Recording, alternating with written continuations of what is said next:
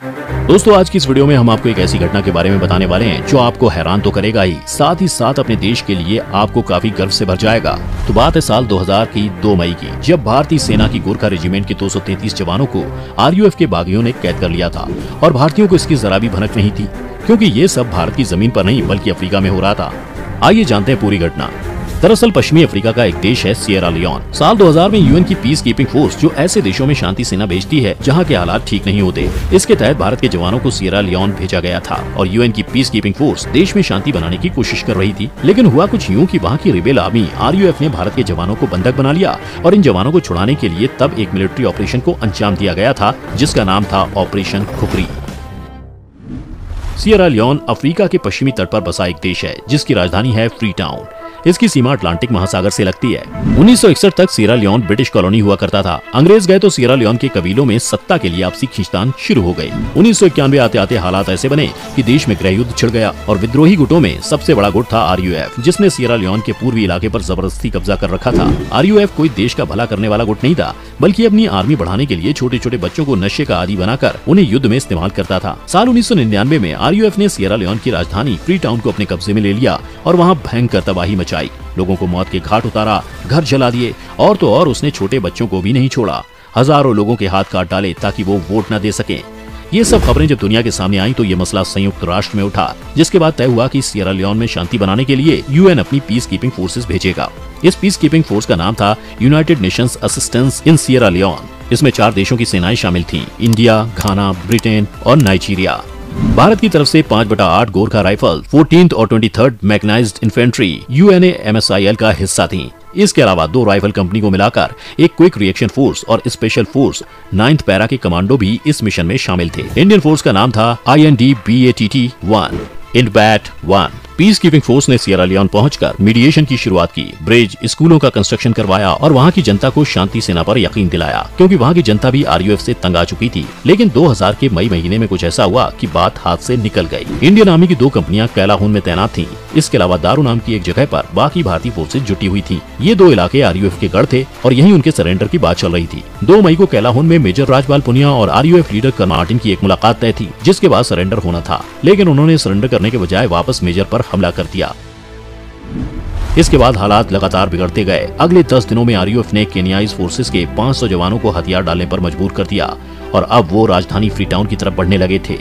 UNAMSIL ने उन्हें पीछे हटने पर मजबूर तो कर दिया, लेकिन उन्होंने कैलाहून में गोरखा राइफल्स की 2 कंपनियों को बंधक बनाकर रखा था। आरयूएफ उनसे सरेंडर करने के लिए कह रही थी और गोरखा जवान हथियार डालने को तैयार नहीं थे। इसी के चलते अगले 1-2 महीने तक स्टेलमेट की स्थिति बनी रही। अब गोरखा के जवान झुकने वाले नहीं थे, न ही आरयूएफ उन्हें छोड़ने को राजी था। तो आखिर में कैलाहून से भारतीय जवानों को छुड़ाने के लिए एक ऑपरेशन प्लान किया गया, जिसका नाम था ऑपरेशन खुखरी। 13 जुलाई को ऑपरेशन की शुरुआत हुई। अब इस ऑपरेशन का नाम खुखरी क्यों रखा गया? आपको बता दें कि जो हमारी गोरखा रेजिमेंट है उसमें से ज्यादातर सैनिक नेपाल के होते हैं, जिन्हें गोरखा के नाम से जाना जाता है और इन्हीं के नाम पर गोरखा रेजिमेंट बनाई गई है। इन्हें सबसे बहादुर सैनिकों में से एक माना जाता है। इनके पास एक खास हथियार होता है जिसे खुखरी कहा जाता है। खुखरी एक ऐसी चीज है जिसके बारे में एक बात काफी फेमस है कि अगर आप किसी गोरखा को खुखरी के साथ छोड़ देते हैं तो वो किसी भी हालत में अपने आप को जिंदा रख लेगा।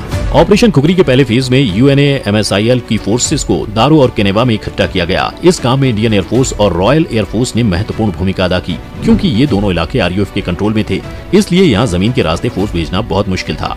14 जुलाई की रात तक ये काम पूरा कर लिया गया। मिशन को कंडक्ट करने के लिए जो स्ट्रेटजी बनाई गई थी उसे एक शॉर्ट फॉर्म से समझते हैं, VUCA, यानी वेलोसिटी, अनसर्टेनिटी, कॉम्प्लेक्सिटी और एम्बिग्युइटी।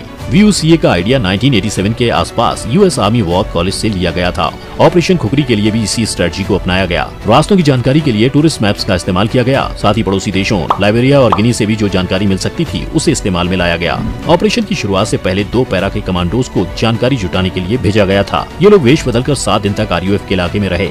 इसके बाद कैलाहून में फंसी कंपनी तक मिशन की सूचना पहुंचाई गई। इसके लिए सैटेलाइट फोन का इस्तेमाल किया जाता था। सारी बातचीत मलयालम भाषा में की जाती थी ताकि आरयूएफ इसे मॉनिटर न कर सके। अब कैलाहून से 233 जवानों को निकालना था और उन्हें वापस दारू तक पहुंचाना था, क्योंकि दारू में ही हमारी सेना पहले से मौजूद थी। इन दोनों के बीच एक जगह पड़ती है पेंदेबू। इस पूरे इलाके में जगह जगह पर आरयूएफ की टुकड़ियां थीं।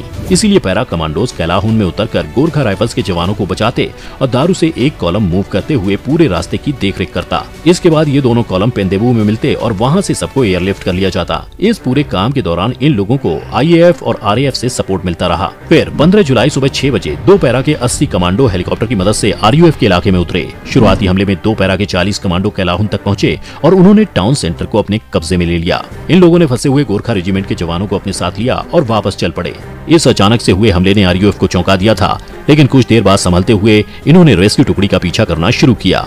अब हमारी सेना को आगे और पीछे दोनों तरफ से खतरा था, इसीलिए पैरा कमांडोज की एक टुकड़ी आगे और दूसरी टुकड़ी पीछे से चल रही थी। कैलाहुन से कुछ 5 किलोमीटर निकलने के बाद पैरा टुकड़ी ने रास्ते में माइंस बिछा दी, जिसके चलते आरयूएफ को काफी नुकसान हुआ और उन्होंने पीछा करना छोड़ दिया।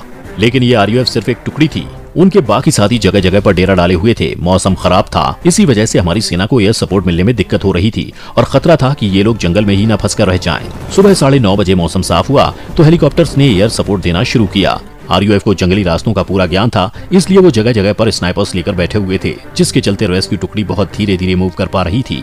इन लोगों को जल्द से जल्द पेंडेबू पहुंचना था, लेकिन इनके सामने एक और बड़ी मुश्किल थी। रास्ते में एक 8 फीट की खाई थी, जिसे दूसरी तरफ से आरयूएफ के लड़ाकों ने घेर रखा था। सामने आते ही ये लोग सीधा निशाना बनते। यहाँ एक बार दोबारा मिलिट्री के MI-8 हेलीकॉप्टर काम आए। उन्होंने ऊपर से गोलाबारी कर न सिर्फ आरयूएफ का सफाया किया, बल्कि पुल बनाने का सामान गिराकर रास्ता बनाने में भी मदद की और आखिरकार 15 जुलाई को हमारे जवान सही सलामत वापस अपनी कंपनी में आ गए। आज भी जब कभी ऑपरेशन खुकरी का नाम लिया जाता है तो हर भारतीय गर्व से भर जाता है। दोस्तों, ये थी ऑपरेशन खुकरी की पूरी जानकारी। आपको हमारी ये वीडियो कैसी लगी, आप हमें कमेंट करके जरूर बता सकते हैं। साथ ही वीडियो पसंद आई हो तो इसे लाइक और शेयर जरूर कर दें।